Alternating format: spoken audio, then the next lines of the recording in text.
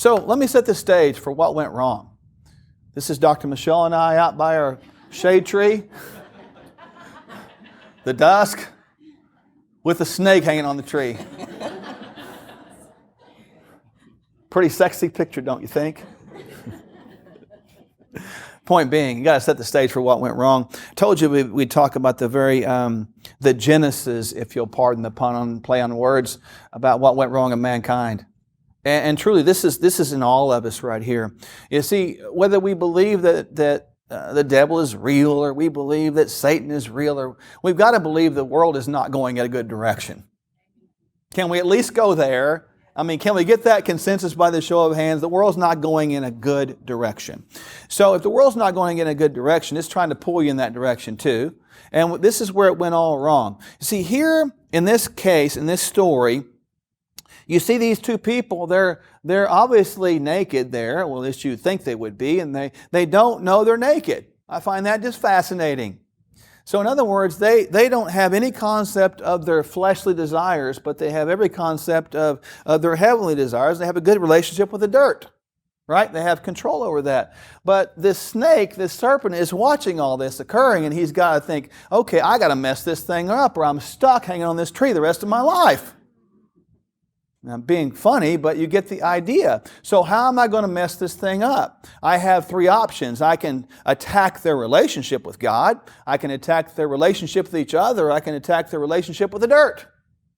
What did he choose? Yeah, he started off with a relationship with the dirt. He said, I'm going to mess them all up. I'm going to go to that one tree that they said, that God said, don't go eat from, and I'm going to mess them all up. I'm going to mess with their mind. Watch this. The very story that gets us all off track is listed right here in Genesis chapter 3, verse 1 through 10. Now the serpent was more cunning than any beast of the field which the Lord God has made. And he said to the woman, Has God indeed said that you should not eat of every tree of the garden?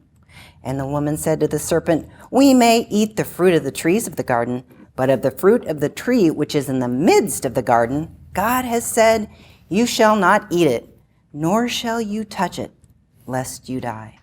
Then the serpent said to the woman, You will not surely die, for God knows that in the day you eat of it, your eyes will be opened, and you will be like God, knowing good and evil.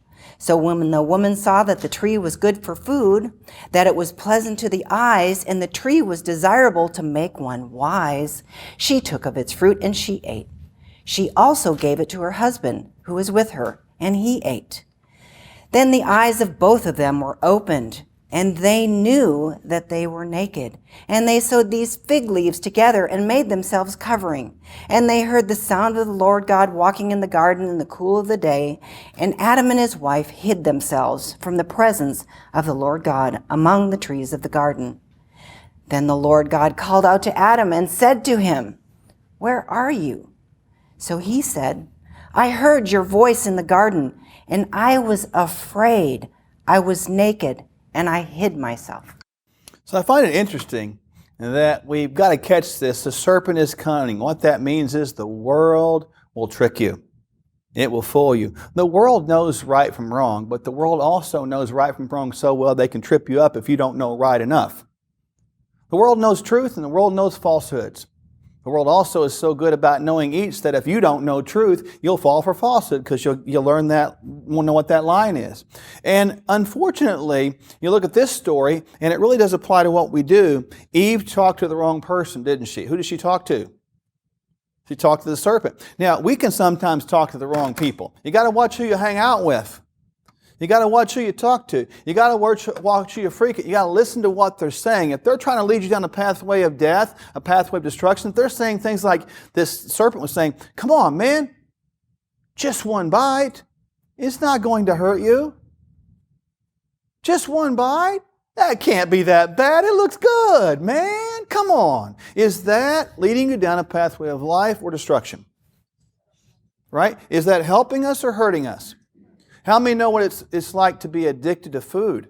Remember Mike's story? How many experienced that? That's the real deal, man. Because those foods that we're talking about that we get addicted to will drive those dopamine pathways and drive that capability. And it's just like being addicted to cocaine itself. We got to really catch that idea.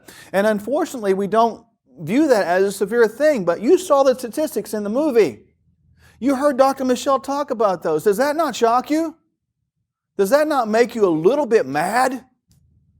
We are losing a generation because we're listening to the wrong things, we're talking to the wrong people, and we're not understanding truth from falsehood, and we're somewhat a little bit timid about standing up for what we believe in. It's that big of a deal. And by the way, here's Adam talking about the leader of the home. I mean, seriously? What if he would have just grabbed that apple and said, "What are you doing? Stop that." Would Eve have got mad at him? Maybe. But it would have been better? Yes. So have the courage to help somebody else. Have the courage to step up, and don't be afraid to say, "No, I'm not going to do that." Because guess what? Your saying no sometimes may be the greatest expression of love that they've had in years. No is a powerful word, but it doesn't need to have a negative connotation. Many times, no has the most positive connotation one can imagine, because if we understand what no meant in this case, no would have meant to live eternally, not even having any concept of sin and evil and misbehavior forever.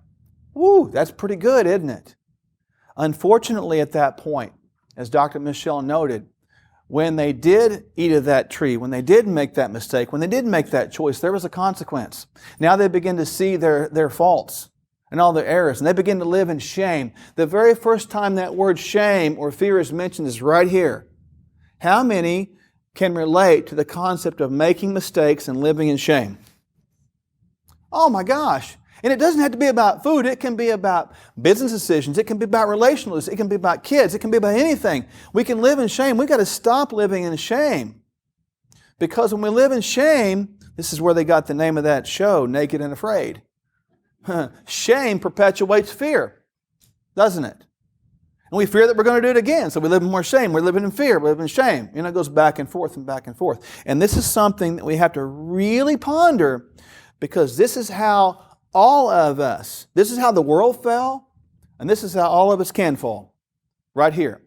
This strategy is still around today. Why would it change?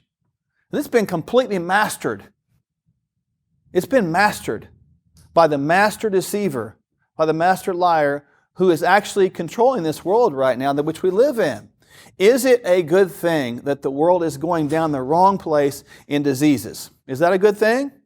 Is it a good thing that we're leading the world right now with 75% of all antibiotic use in animals? Is that a good thing? What are we doing?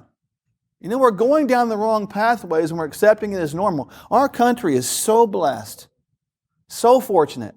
And every person in this room, and the sound of our voices up here today, you guys are so blessed. You're some of the most wealthiest people on the face of this planet, in the history of this planet. Do you understand that? Does everybody get that? I mean, we are so fortunate. We have everything. But let us not forget that as we have everything, do not let that become nothing. Value the authority you have. Don't let this world drag you down. Don't hang out with the wrong people. Listen to those that are trying to help you. If you don't like what they say, and they're trying to help you, get over it and realize they're trying to save your life. How many have children? If your children were running out in front of a bus, would you worry about messing up their shirt? Would you worry about scratching them? Would you worry about grabbing them around the neck and saying, "Get back over here"? Would you be concerned about that? No. You would step up and you would say, "No." Now, would they get mad at you? They might. You messed up my shirt. You hurt my arm. You scratched me and gave me a boo-boo. Does that give you compassion? Sure it does, as a good parent. Sure it does. You don't want to cause pain in your child's life, but you don't want to have them cause pain in their own life. Step up for those you love and learn to love yourself. When you learn to love yourself and you learn to step up for those you love, it works in reverse like that. And don't be afraid of what somebody might think. I have watched couples come into our office in this situation, and This really happens, and I'm glad there's many couples here, but I've watched this. I've watched the blame game occur. Well, he keeps bringing it in. Well, he keeps bringing in this, and I can't help myself. You know what? It's just that's a codependent relationship that neither person has decided to stand up. It's true. And we have to learn to be steadfast in what we believe, because all we're doing is knocking each other off course. Is that benefiting the couple? No, it's not. It's hurting us intentionally. We've got to think about what we're doing at all times. Weigh it out. Is it bringing life or is it bringing death?